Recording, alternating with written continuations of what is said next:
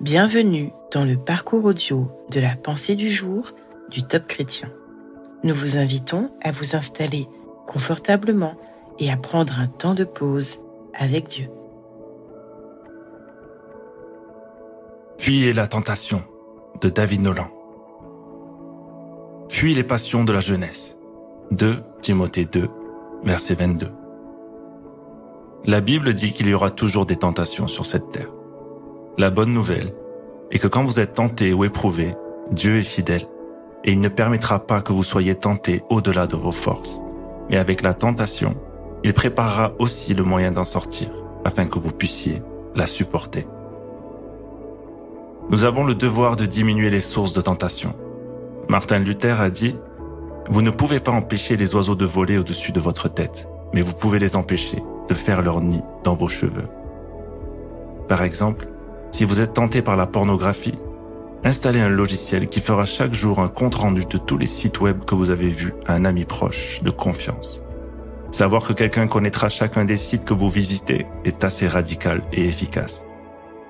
Si vous cherchez à perdre du poids, ne prenez pas le chemin qui passe par la boulangerie, mais utilisez un chemin de contournement. Aussi, faites-vous aider par un ami qui vous demandera sans faute chaque semaine si vous avez été tenté et avez acheté une pâtisserie à la boulangerie. La Bible ne dit jamais qu'il faut combattre la tentation. Elle dit qu'il faut la fuir. Paul dit à Timothée, « Fuis les passions de la jeunesse ». Il avertit les Corinthiens, « Fuyez l'inconduite sexuelle ». L'épouse de Potiphar tente à maintes reprises de séduire Joseph.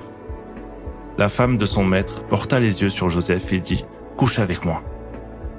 Mais Joseph s'enfuit, en laissant derrière lui sa tunique. Quand Adam et Ève ont péché, ils ont gagné un fruit, mais ont perdu le paradis. De même, lorsque nous sommes tentés, nous ne devrions pas regarder à ce que nous pouvons gagner, mais à ce que nous pouvons perdre. Nous ne perdons pas le salut, mais blessons le cœur de notre Papa céleste et perdons la présence du Seigneur.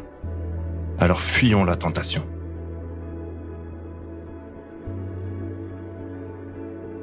Est-ce que vous vous sentez démunis, sans force et sans motivation face à certaines tentations?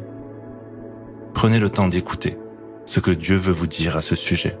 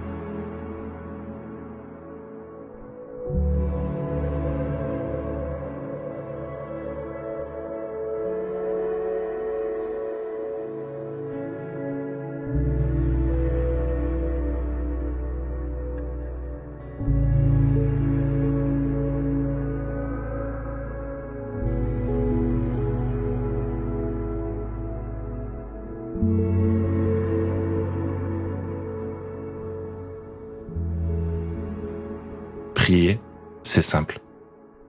Parlez à Dieu comme avec un ami très proche qui vous aime, qui peut tout entendre. Voici un exemple de prière. Seigneur, je voudrais tellement être digne de toi, digne de l'amour que tu me portes sans condition. Viens à mon secours, je n'arrive pas à résister. J'ai tellement besoin de toi.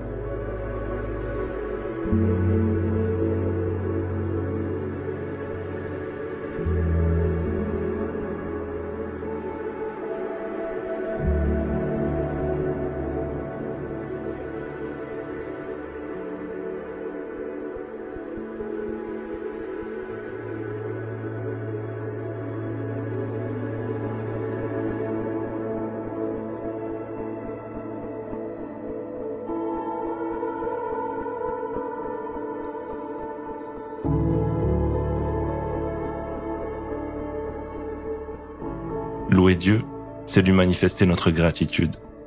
Aujourd'hui, vous pouvez par exemple bénir le Seigneur pour les victoires que vous avez déjà remportées grâce à sa présence dans votre vie. Il vous a toujours soutenu et il va continuer de le faire si vous lui faites confiance. Alors louez-le.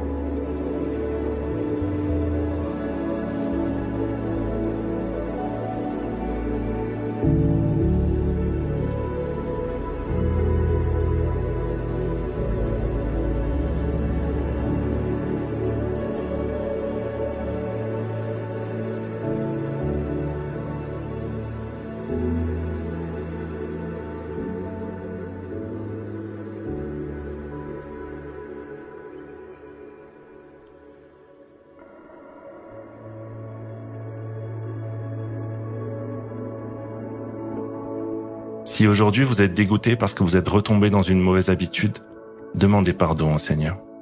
Puis relevez la tête et mettez en place un petit moyen, comme la redevabilité envers une personne de confiance.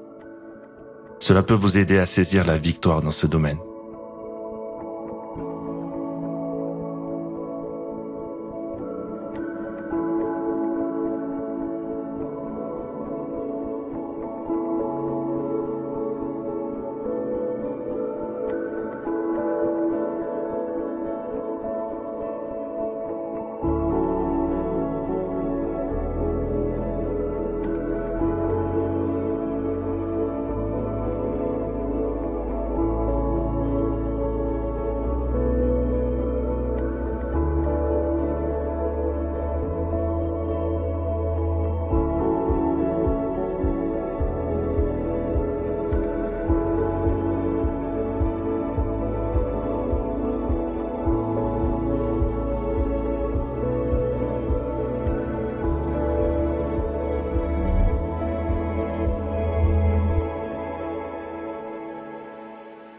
Notre parcours du jour se termine.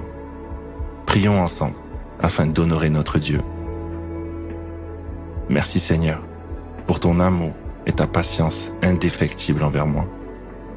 À toi soit le règne, la puissance et la gloire. Amen.